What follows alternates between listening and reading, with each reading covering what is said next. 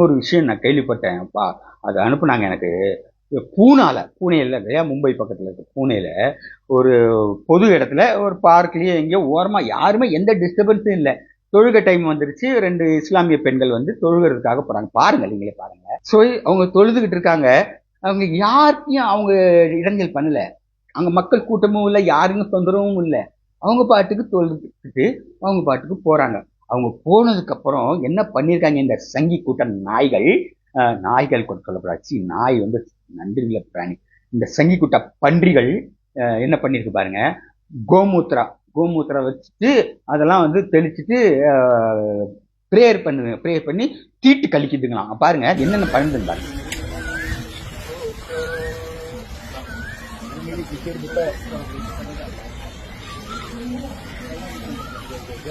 हिंदू धर्म की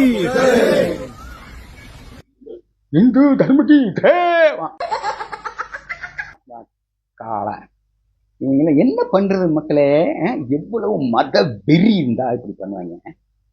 அவங்க என்ன மூத்திரமா பண்ணிட்டு போனாங்க? அவங்க இல்லையே, ப்ரேயர் பண்ணிட்டு போனாங்கடா, ப்ரேயர் பண்ணிட்டு போனாங்க. அதுல உனக்கு என்ன பிரச்சனை? அவங்க என்னமோ தீட்டுப்பட்ட மாதிரியும், அவங்க ஏதோ தீண்டு தாகாதவங்க மாதிரியும், அவங்க என்னமோ நோயாளி மாதிரியும், இவங்க வந்து மூத்திரத்தை ஊத்தி, அதுக்கு மாட்டு மூத்திரத்தை ஊத்தி சொன்ன ஜெய் எந்த தர்மாக்கிய இதெல்லாம் ஒரு சனாதனமாடா? இதாண்டா உங்க சனாதனம்.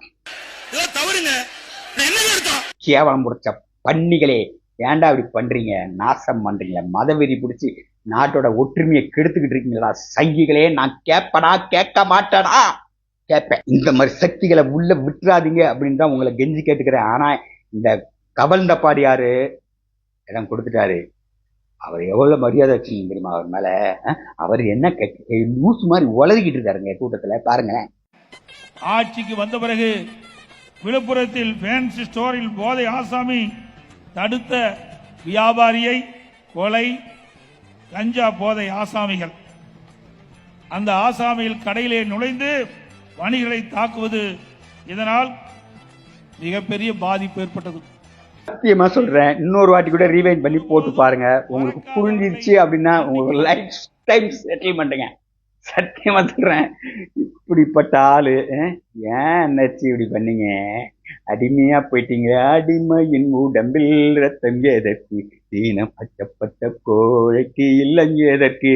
கேட்பனா கேட்க மாட்டேனா? கேட்பேன். எங்க தமிழ்நாட்டுல நல்ல மத நல்லிணக்கமா ஒருத்தருக்கு ஒரு அண்ணன் தம்பியா நாங்க பழகி வாழ்ந்துகிட்டு இருக்கோம். பாடுறா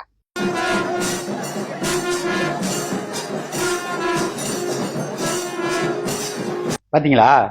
இது நம்ம வழக்கமா வருஷம் நடக்கிறது தான். சித்திரை திருவிழாவை இஸ்லாமியர்கள்லாம் சேர்ந்து ரோஸ் மில் கொடுத்து இந்துக்களுக்கு மரியாதை செய்வாங்க. சித்திரை திருவிழா, மதுரை உலக புகழ்பெற்ற மதுரை சித்திரை திருவிழா நிகழ்ச்சி நடைபெறும்.